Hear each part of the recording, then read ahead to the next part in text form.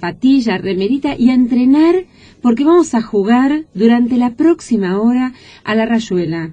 Invitamos a todos nuestros invitados, valga la redundancia, a hacer lo mismo aquí y desde hace un tiempo también a ustedes, porque saben que, bueno, la actividad física nos pone en movimiento endorfinas que nos ayudan a pensar mejor y para cambiar este mundo tan complejo, tan difícil, tan inequitativo, lo que necesitamos es mucha creatividad. Nuestro entrevistado, como todos nuestros entrevistados, aceptó la consigna, se puso la ropa de deporte, la ropa de jogging, entrenó hasta ahora y va a dedicar su pensamiento, su cabeza y su corazón a pensar hoy en la ciencia.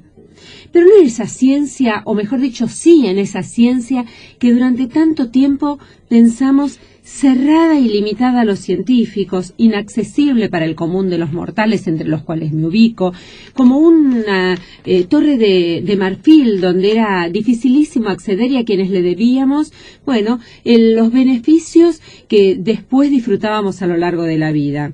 Este hombre que hizo de la sociología, la educación y desde hace muchos años de la ciencia motivo de vida, estuvo entrenando hasta hace 2 minutos y ahora está aquí con nosotros. ¿Por qué?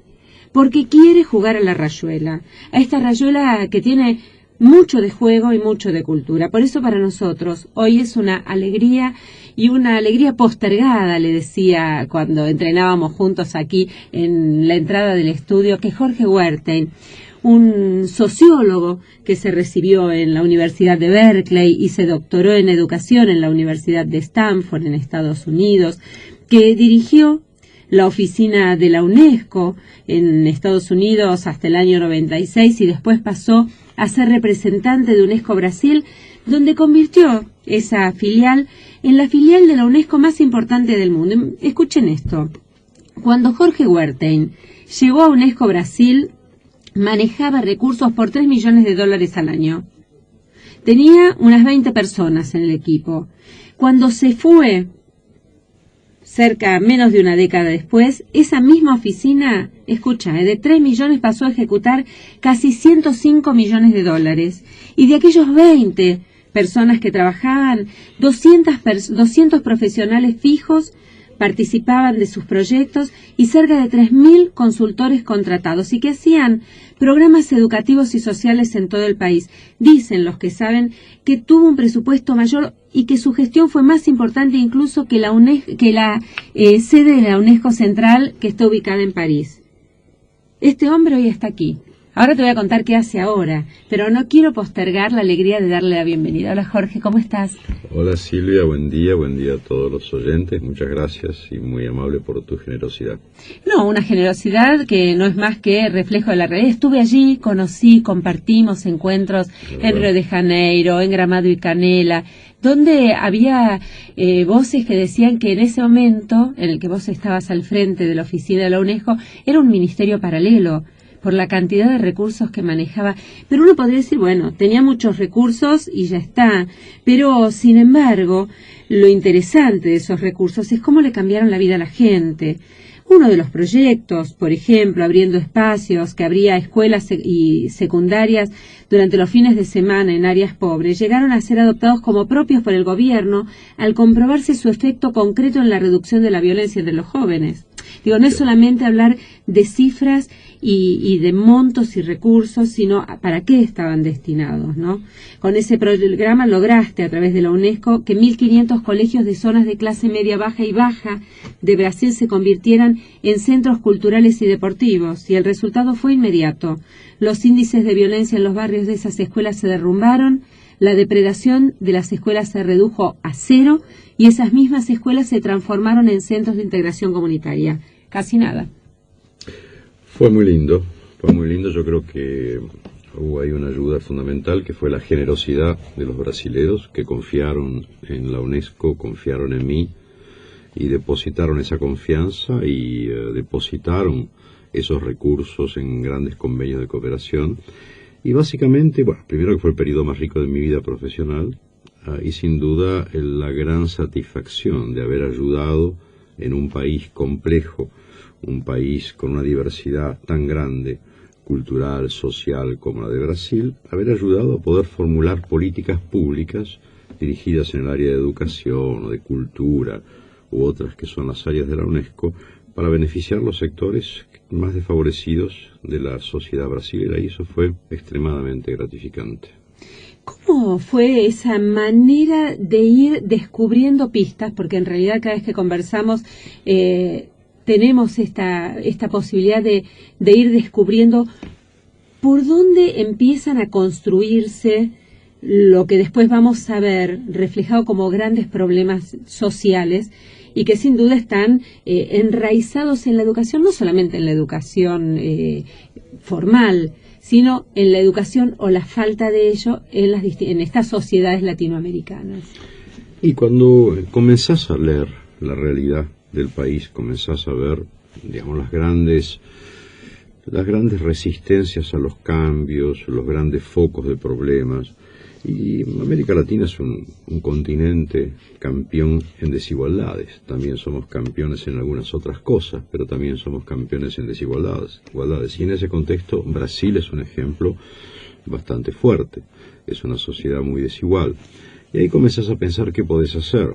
Y lo que hubo en ese momento es también un apoyo muy grande por parte del gobierno brasilero, que estaba pensando estas cosas y que tenía gente muy capaz, como tiene hoy, a cargo de algunas áreas donde intentaban básicamente formular políticas públicas. ¿Qué significa? Bueno, dar respuestas a muchos de los problemas que uno veía, que se levantaban, que se leían, que se analizaban, pero que había que buscar respuestas. Vos mencionaste un ejemplo, pero es un ejemplo muy simple: abrir las escuelas los fines de semana. ¿Cómo sale una idea como esa? O sea, analizás que hay indicadores de violencia altísimos, muerte altísima por violencia en el Brasil, que esa muerte está concentrada en la población joven, 15 a 24 años, que los que más mueren son los jóvenes negros y más pobres en el Brasil, y que además cuando más mueren son los sábados y domingos. Bueno, ante esa realidad, ¿qué hacer?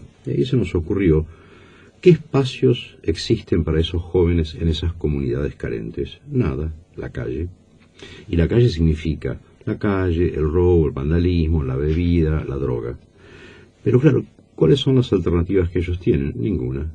Entonces pensamos, ¿qué es lo que existe como aparato social que pueda ser utilizado para darle cabida y desarrollar actividades que sean agradables para ellos y definidas por ellos, culturales, deportivas, educacionales, no impuestas ni definidas por nadie, sino con ellos? ¿Y qué es lo que está en esas comunidades? La escuela. ¿Y qué pasa con la escuela los sábados y domingos? Está cerrada. ¿Y por qué está cerrada? No hay que entrar a la escuela sábados y domingos. Hay que cuidarla, hay que cerrarla. Se pueden robar, pueden muchas cosas. Ese programa comenzó a mostrar a los profesores, a los directores, a la comunidad, a los padres, que abrir las escuelas era un derecho de esas comunidades y un espacio nuevo que se creaba para ellos, incluso para actividades de los padres. Y así fue que esas escuelas comenzaron a abrirse y los chicos comenzaron a tener qué hacer durante los fines de semana, y donde podían no solo descargar sus energías, sino construir un presente y un futuro. Y ese programa fue una cosa muy simple, como respuesta a una lectura de una situación estructural de un país como Brasil, que incluso se repite en países como el nuestro o en otros en América Latina. En la provincia de Buenos Aires, recuerdo estando Felipe Solá o Mario Porto en la primera gestión. No me acuerdo exactamente. Quizá estaba Mario Porto cuando se abrieron el programa aquí se llamó Patios Abiertos. Uh-huh.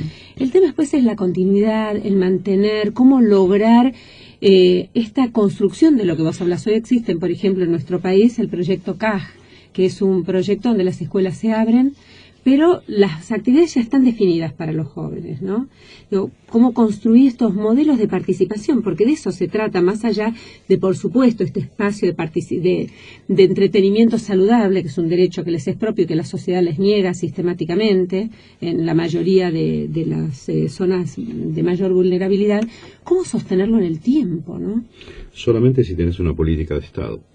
Y una política de Estado que sea independiente de los gobiernos nacionales o los gobiernos provinciales, que se defina en un consenso y que se diga, por ejemplo, ¿Quiénes son los más excluidos en una sociedad?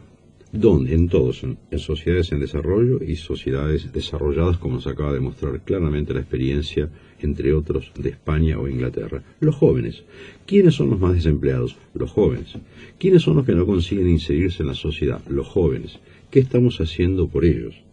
Entonces, una de las respuestas, que de ninguna manera puede ser única, es ayudarlos a hacer cosas para que ellos puedan mejorar y construir su futuro, pero además darles el derecho que ellos tienen, como vos decías. Ellos tienen derecho, o sea, hay que incluirlos socialmente, y los jóvenes están aquí en América Latina o en el caso de Europa, con los ejemplos mencionados, están excluidos. Entonces hay que definir políticas. Políticas por un año no tiene sentido. Y vos tenés razón, el problema es cómo mantener eso, y para mantenerlo tiene que haber continuidad, que es en general lo que no hay. Yo lo empiezo y alguien no lo continúa. Desafíos de un sistema que tiene que ver con la educación, decíamos al principio, pero con una educación muy amplia. Vos sabés, Jorge, que cuando durante muchísimos años me decían, ¿vos qué haces? Yo decía, bueno, hago un periodismo focalizado en educación, en cultura. Y yo digo, no, yo hago periodismo político. Claro, de una política específica que está atravesada por todas las otras políticas. Es un programa de política que mira la política educativa, pero que está atravesada por la política económica, vos lo mencionabas recién, por las políticas de juventud, por las políticas de infancia, de desarrollo social, habitacionales, porque si un chico no tiene un lugar, aunque sea mínimo, para hacer la tarea y estudiar cuando llega de la escuela, es imposible que pueda hacerla. Muy difícil. Digo, debería haber desde la escuela modos de poder implementar. Entonces, pensar que la educación es una de las políticas centrales, políticas de trabajo, es un desafío muy importante, y me parece que muchas veces la educación se ve como limitada a la escuela y no se ve a todos los actores que componen la polifonía social como responsables de esa educación amplia, compleja, que no tiene como modo de visibilización solamente la violencia, que muchas veces se muestra como el gran tema, o los problemas de huelgas docentes o problemas de infraestructura. De todo esto vamos a seguir hablando hoy, pero aparte, Jorge, vamos a hablar de ciencia, porque en estos días se realizó un encuentro que movilizó a mucha gente, porque decíamos al principio que íbamos a hablar de esa ciencia que parece tan distante, tan lejana, y que lideras un grupo de gentes de la Fundación Sangari que trata de explicar que en realidad la formación de un científico empieza en la escuela primaria, pero que también la formación científica es un derecho de todos los chicos, las chicas, desde muy chiquitos, porque eso les garantiza también una vida mejor. ¿Te parece que hablemos de eso? Claro que sí. Bueno, espero que no estemos de acuerdo, entonces así discutimos un poquito. Nos quedamos aquí hasta las 8 de la noche. Este programa se llama Rayuela. Nuestro invitado de hoy, un invitado postergado porque viaja, vive en Brasil, viene, va, siempre está ocupado y siempre sé que quiere venir. Y entonces es un programa postergado pero deseado por ambos. Nuestro invitado de lujo de hoy se llama Jorge Wertheim. Hoy es el presidente de la Fundación Sangari de Argentina, vicepresidente de la Fundación Sangari Internacional. Nos focalizamos en la primera parte para introducir el tema. Ahora vamos a hablar de ciencia, vamos a tener otra entrevistada y después tenemos 1000 temas para hablar. ¿Cómo vamos a hacer para hacerlo en los próximos 40 minutos? No sé, Jorge. Y volver varias veces y charlar contigo. Tomada la decisión. Rayuela. Un magazine que pone en evidencia el potencial de las personas para hacer frente a los problemas que la vida les presenta cada día. Espacio publicitario. Este domingo, promoción especial. Compra Miradas al Sur más revista 23 a solo 8,90. Los domingos encontrá la mejor información, toda la actualidad, el análisis y la opinión de los periodistas más destacados en un combo editorial imperdible a solo 8,90. Reservalo en tu kiosco. Válido en Capital Federal, Gran Buenos Aires y La Plata. Hay una compañía que te ofrece las mejores opciones para comunicarte, porque sabemos que a veces es mejor hablar por teléfono en lugar de entrar en cadenas interminables de email. Por eso Sion te ofrece Sion Box. Plus, la solución que combina 3 megas de velocidad, Wi-Fi y llamadas locales ilimitadas a solo 109 pesos por mes durante 12 meses. Pedilo, navegá y habla todo lo que quieras. Llama al 0810-999-0060. Sion.com. Conectados es más simple. Promoción desde el 2 de mayo de 2011 hasta el 31 de julio de 2011. Costo de activación y envío 99 pesos final. Consultar bases y condiciones en Sion.com. La esclerodermia se hace evidente mucho antes.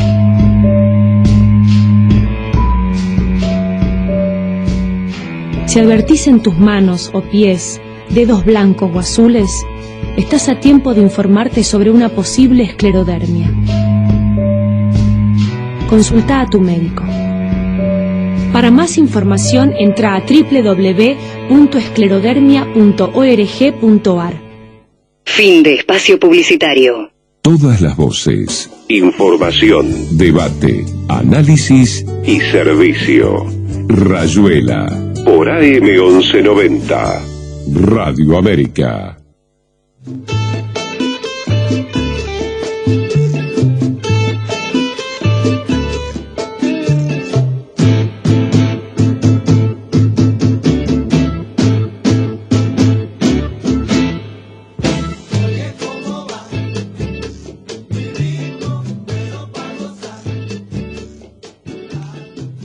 Seguimos aquí con Jorge Wertheim hablando sobre la educación en su más amplio de los sentidos, decíamos, y una de las experiencias que abrazó Jorge una vez que dejó ese emprendimiento que desarrolló apasionadamente en Brasil, que fue su representación en la UNESCO, tuvo que ver con la ciencia. Recuerdo hace ya, yo creo que 3 o 4 años, él me lo va a decir con exactitud, se acercó a una organización que está en la ciudad de Buenos Aires, AICANA, junto con Sangari, a presentar un proyecto que quería que se iniciara en este país, y uno decía, bueno, empieza, en algún momento cristalizará. Bueno, pasó nada de tiempo, y hoy Sangari en Argentina está desarrollando proyectos en diversas provincias, fundamentalmente en la provincia de Tucumán, que fue su caballito de batalla.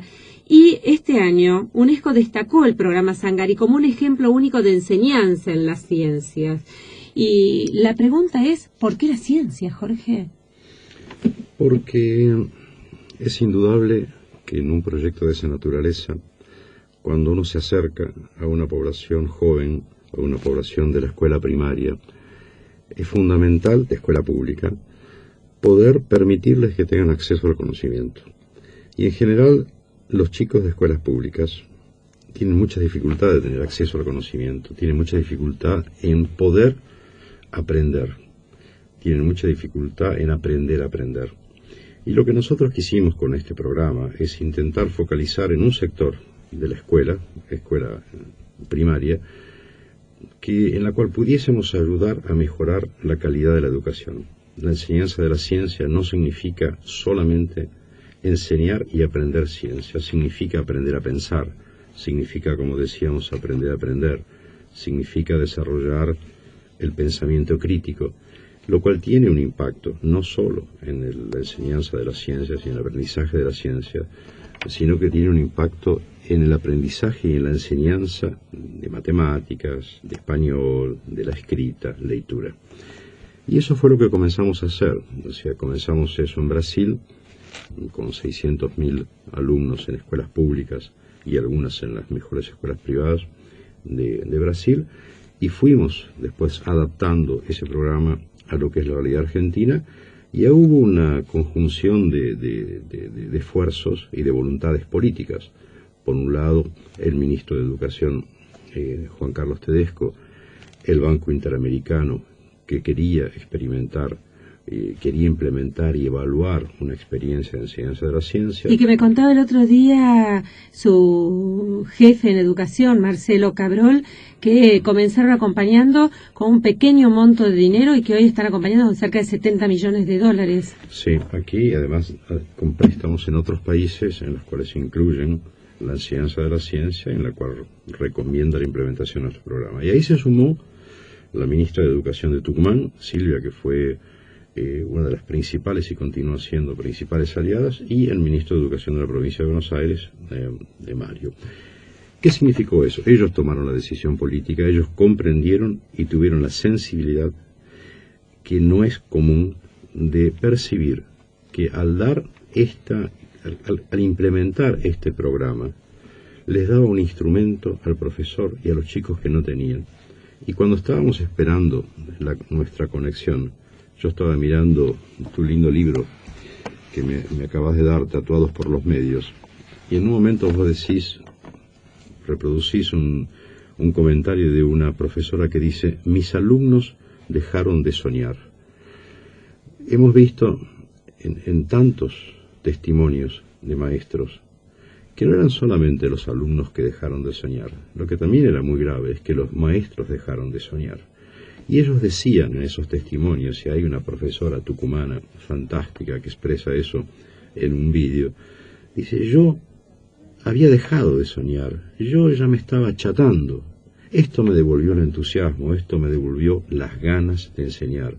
Y creo que el impacto más grande que estamos teniendo es ver que esa es la reacción que tienen aquellos que son los responsables por implementar esas políticas educativas dentro de las escuelas.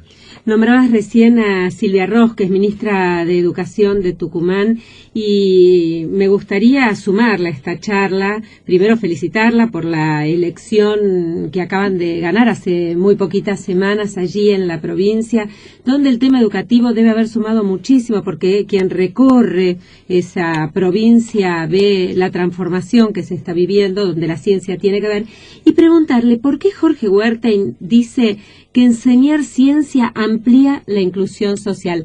Silvia Rosques, ministra de Educación de Tucumán, bienvenida a Rayuela. Aquí estamos junto a Jorge Wertheim pensando si esta premisa es cierta y necesitamos conocer qué sucede en Tucumán, una provincia que está trabajando fuertemente para transformar una realidad educativa muy compleja.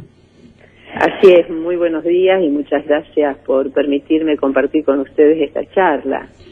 En realidad estamos transformando, o sea, yo creo que hoy estas políticas educativas están llegando a la escuela y hoy estamos en un proceso realmente desde la política pública nacional y las provinciales transformando la educación. Vemos estos ejemplos que ustedes dieron a través, en este caso, del CTC, del programa que estamos haciendo de aprender ciencias en el aula de la mano de la Fundación Sangari junto con el Ministerio de Educación de la Nación. Nos está mostrando que realmente estamos llegando a la escuela, a esa escuela pública que fue olvidada por tantos años, tantas décadas, por otros gobiernos, y que para nosotros es fundamental recuperarla con toda la potencialidad que tiene la escuela pública, justamente por el acceso democrático, ¿no es cierto?, al conocimiento, porque de esto se trata, y la enseñanza de la ciencia tiene que ver con todo esto, ¿no?, y tiene que ver con la inclusión social, y tiene que ver con la calidad educativa que se está llevando de la mano de nuestros docentes, en cada una de las instituciones donde estamos aplicando este programa. Pero ustedes acordarán conmigo que durante muchísimo tiempo la ciencia parecía como postergada cuando uno pensaba en la educación inicial de los chicos, en lo básico, que sepan leer, que sepan sumar, que sepan restar, que sepan comprender lo que leen, pero no se hablaba de ciencia. Esta mirada innovadora trae un aire nuevo, un aire fresco a la concepción de cómo se construye el pensamiento de alguna manera, en esta mirada diferente de pensar la educación, de pensar en calidad de educación. Silvia, ¿qué decía Jorge cuando presentaba el programa? Hubo dos ministros, Mario Porto, de Provincia de Buenos Aires, y Silvia Rosques, ministra de Educación de Tucumán, que tuvieron la sensibilidad de percibir que por este lado se podía transformar. ¿Qué fue lo que te hizo aceptar este programa que venía, está bien, de la mano de Jorge, a quien conocemos, pero también de un programa que había sido experimentado en Brasil, no tenía, digamos, todavía el impacto, el reconocimiento que tiene hoy? ¿Qué es lo que te hizo decir, le abro la puerta a esta experiencia e innovo cuando tenías tantas puntas para resolver, porque realmente cuando vos llegaste había, y sigue habiendo por supuesto en todo el país, mucho para trabajar en educación.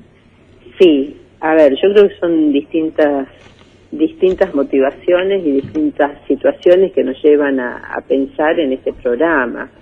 Por un lado, uno viene desde una ideología, porque acá tiene que ver con las ideologías y con las políticas que se aplican, pensando que todos debemos tener acceso a todo.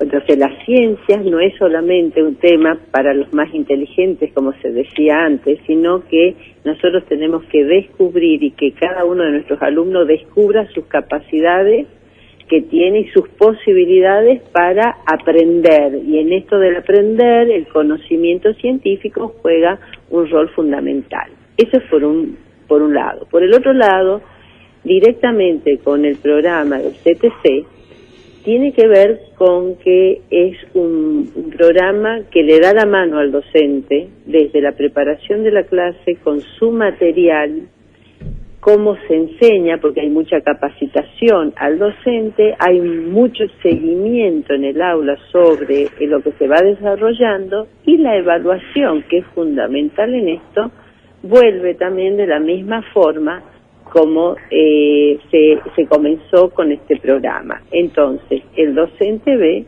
que tiene todo para enseñar, que tiene la clase preparada, que tiene el material listo para hacerlo, que tiene la secuencia didáctica, si es que se quiere ponerlo en estos términos, digamos, porque lo que es enseñanza de la ciencia también tiene que ver con la capacidad de observación que uno puede desarrollar, que cada alumno puede desarrollar, con la capacidad del pensar, del cuestionarse, ¿sí? Y a partir de ahí se genera un impacto en ese alumno que aprende.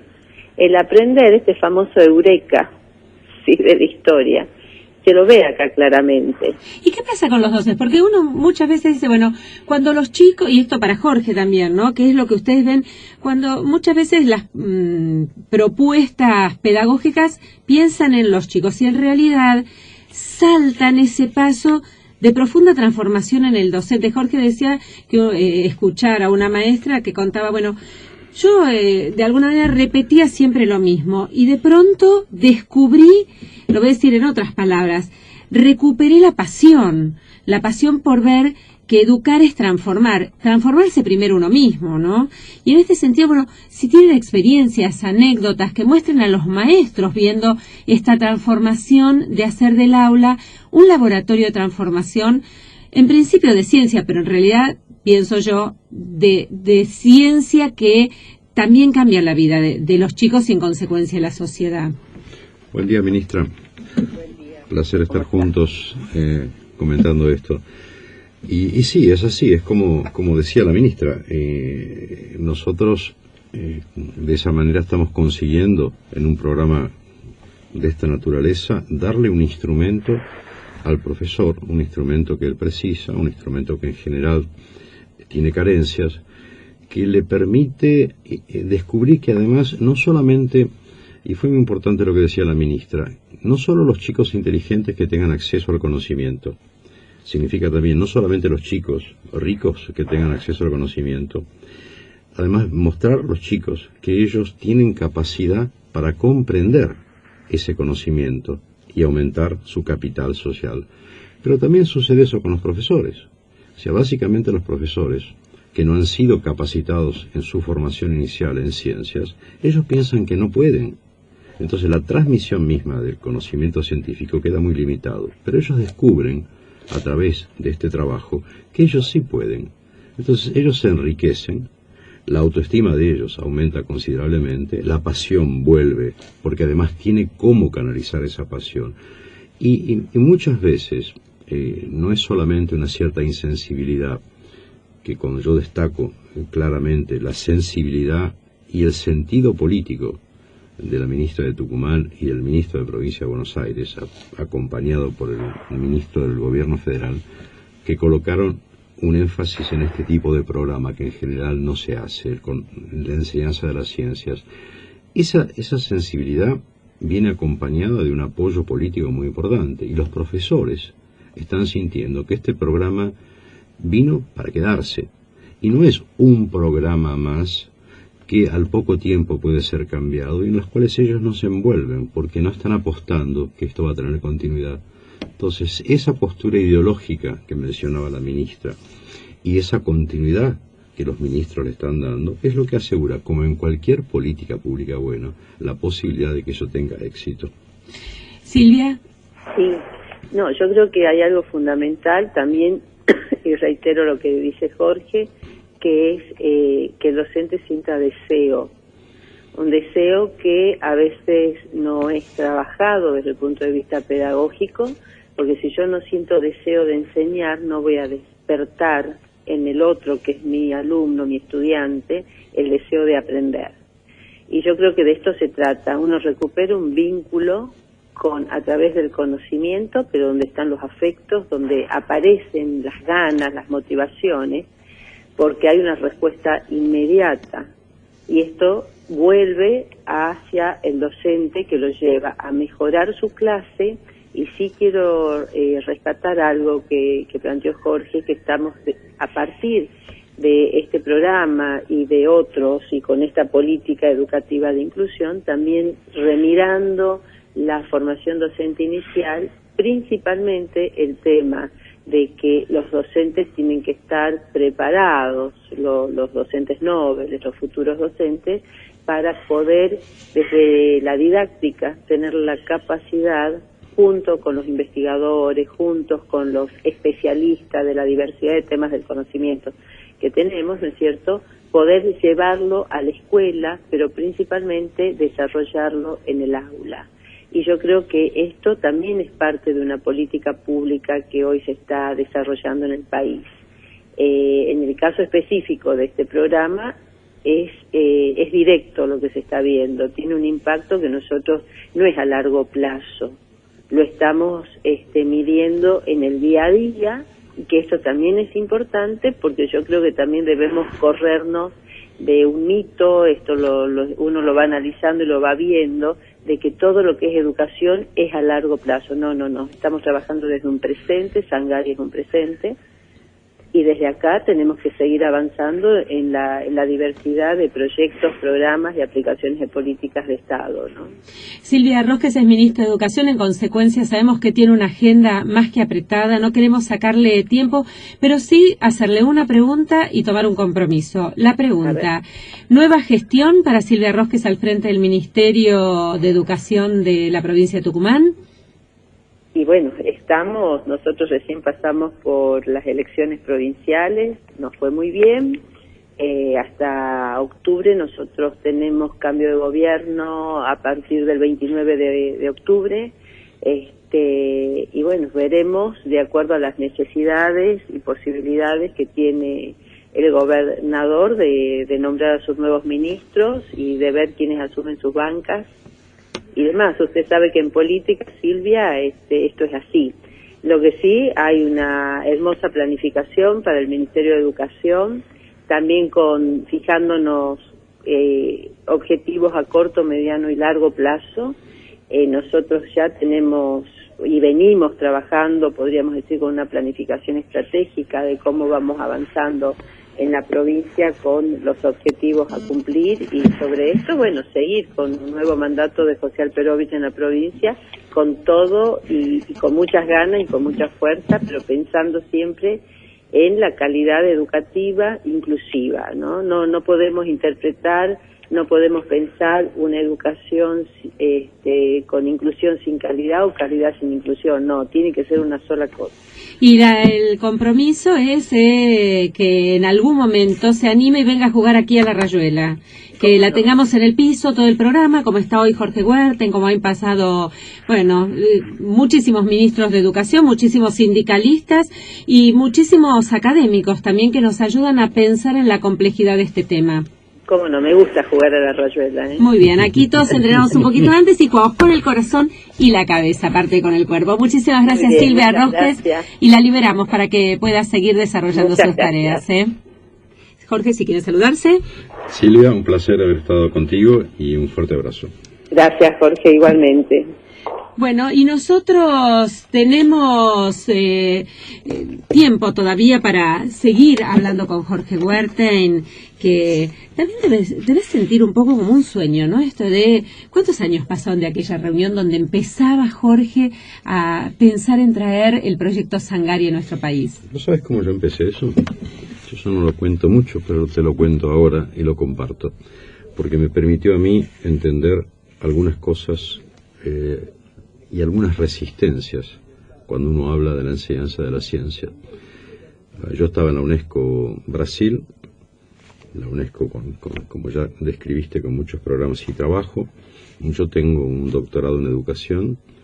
Nunca en el doctorado tomé una materia que tenga vinculación a la educación y ciencias. Estamos hablando de un doctor en Stanford. Nunca me interesó.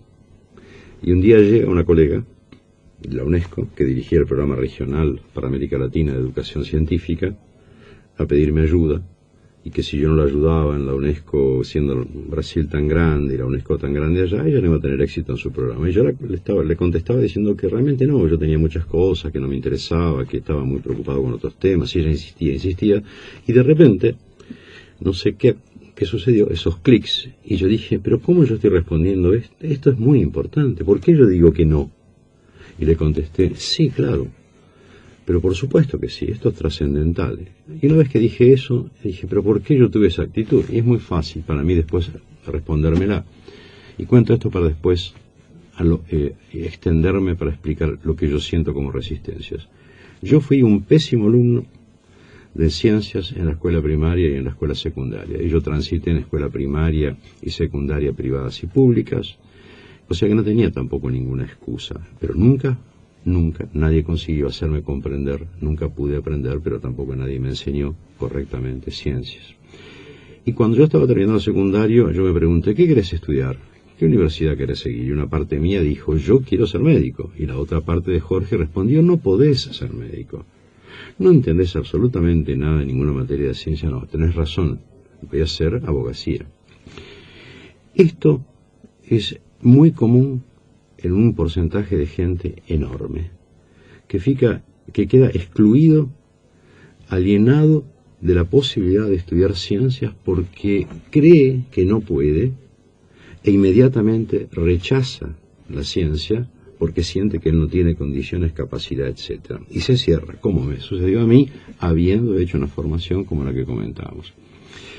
Ahí yo entendí por qué lo mío, pero también me sirvió para entender por qué todavía hoy tenemos tantas resistencias para comprender que en un mundo donde el capital más importante de una sociedad es el conocimiento, no encontramos programas de educación científica desde la escuela primaria. O sea, no conseguimos atacar adecuadamente la exclusión social de sectores de la población que están en escuelas públicas a los cuales se les impide el acceso al conocimiento.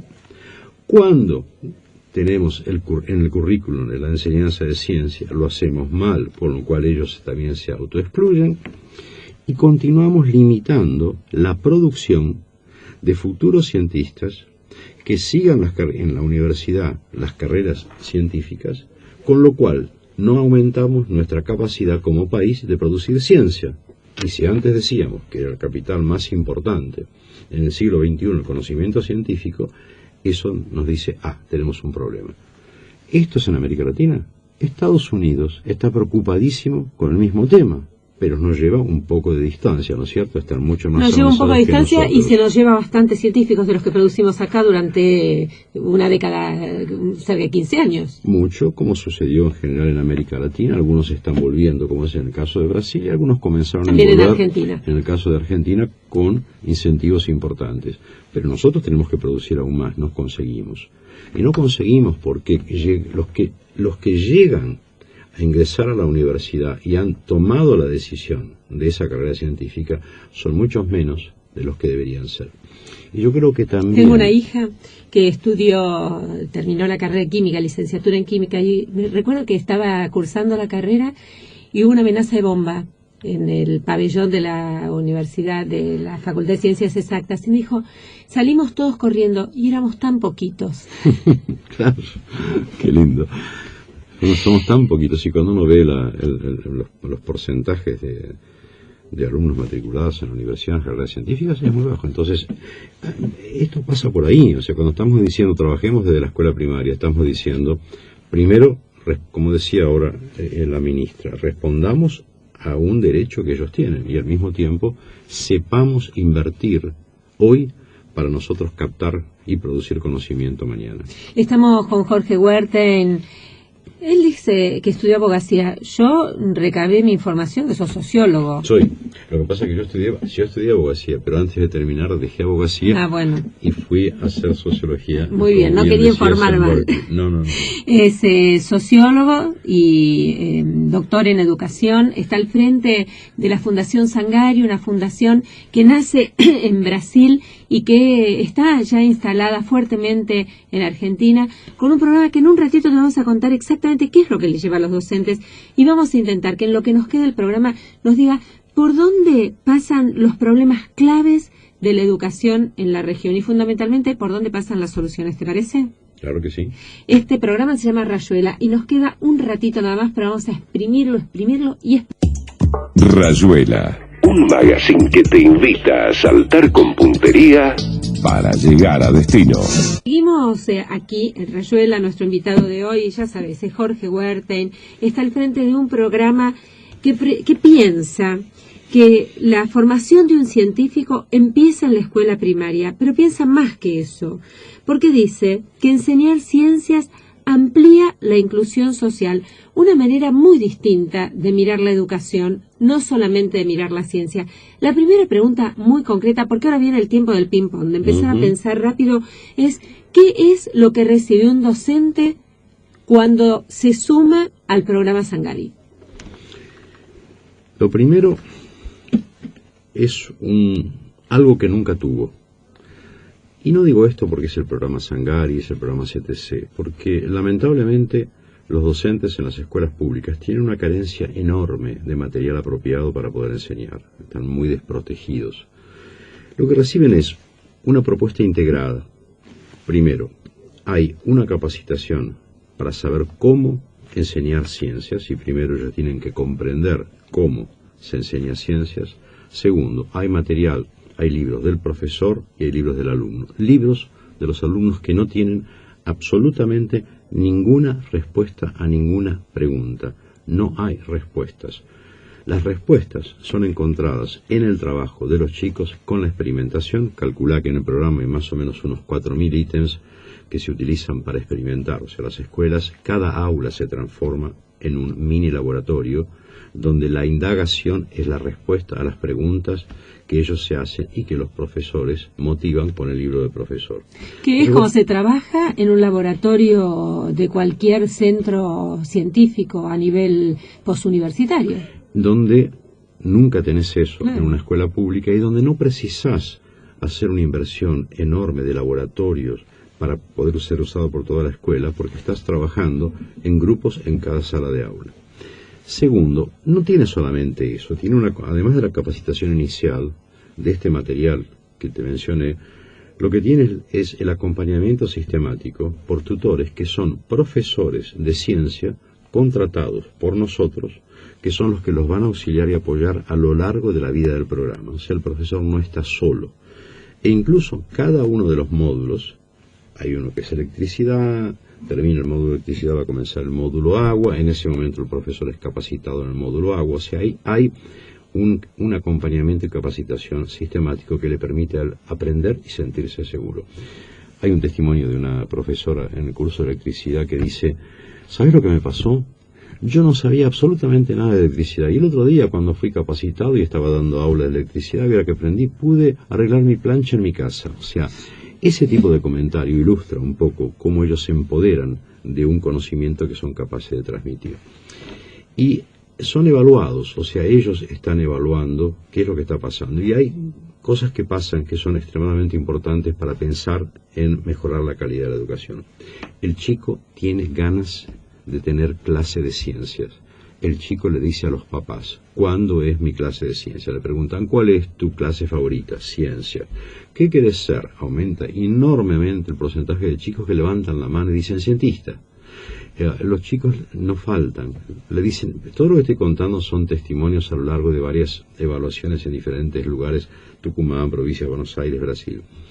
Papá, no quiero ir al médico tal día porque ese es el día de que tengo clase de ciencia. ¿Qué es lo que pasa con los profesores? Dicen, yo descubrí, primero, yo pensé que ellos no podían entender, y yo descubrí ahora que ellos sí pueden entender. O sea, hay una valorización también del alumno por parte del profesor. Ellos, profesores, dicen, aquellos que yo pensé que eran los más rezagados, aquellos que eran más reacios, aquellos que me traían problemas en la clase, son los que más participan y me ayudan más. O sea, se han convertido también en actores de este proceso. Y por último, para no seguir mencionando tantas cosas, hay un tema que para mí es central también en el proceso de enseñanza-aprendizaje. Nadie puede enseñar bien y nadie puede emprender bien si el clima de esa sala de aula es un clima de violencia. Y lo que está pasando con el programa es que esa violencia dentro de la escuela, es el desorden, como vos quieras definirlo en los diferentes grados que se presenta, disminuye notablemente. Están interesados, están motivados, se encuentran conectados. Eso es fundamental para pensar que podemos mejorar la calidad de la educación. Y eso es lo que estamos haciendo y ese es el impacto que está teniendo y yo creo que esa es la principal característica. Y termino con una. Es fácil pensar en programas pilotos. Es fácil pensar en un programa de una escuela o 3 escuelas. Es muy difícil, que es una característica central de nuestro programa, la posibilidad de la escalabilidad. O sea, nosotros tenemos, por darte un ejemplo, 100.000 alumnos en Río de Janeiro, en la ciudad de Río de Janeiro, en 162 escuelas que están instaladas en las 162 favelas más importantes, más grandes y más conflictivas de Río de Janeiro. Nosotros distribuimos ese material que llega para cada sala de aula, no para cada escuela ya preparado. Y eso facilita enormemente la implementación del programa y la no pérdida de tiempo por parte del profesor en su clase. Respecto de Sangari, ¿cómo sigue en Argentina? ¿Hay decisión de ampliarlo a otras provincias? ¿Cuál es el costo que tiene para el país? ¿Cuál es el costo que tiene para la provincia? ¿Cómo se lleva, digamos, desde la política esta posibilidad de replicabilidad y de darle escala? Esto comenzó con esa experiencia piloto de 7.500 alumnos a través de una donación hecha por el Banco Interamericano al Ministerio de Educación, justamente para poder tener un programa que pudiesen evaluar y verificar si podían replicarlo, cosa que han hecho, ahora lo están replicando y colocando como prioridad en tantos préstamos que están dando en América Latina en educación. Después hubo una decisión del Ministerio de Educación de ampliarlo, lo ampliaron, siempre con las 2 provincias. Las propias provincias están pensando, ambas, también de ampliarlo ellas con recursos de la provincia. Hay otras provincias que están en este momento pidiendo y analizando con nosotros la implementación posible, en el caso de la Argentina. Es un programa que, con toda la complejidad que te comenté, y te comenté poco porque no tenemos mucho tiempo para entrar en detalles y es difícil explicarlo, pero más o menos creo que dio para entender. Es un programa cuyo costo es aproximadamente el equivalente a 35, 40 reales por alumno por mes, que tiene toda esa, lo cual está incluido absolutamente todo lo que mencionamos. ¿En pesos? En pesos. En pesos son, dije reales. Sí. Y porque ese es mi conflicto cuando estoy en la sí, Argentina. dijimos que vivís en Brasil. Yo estaba hablando de pesos. Más o menos esto está entre los 40 y 45 pesos por alumno por mes. Por alumno. Es una inversión importante, y en toda inversión en educación, donde yo siempre digo que no es un gasto sino una inversión, el tema es cuál es el retorno, y el retorno está siendo muy alto.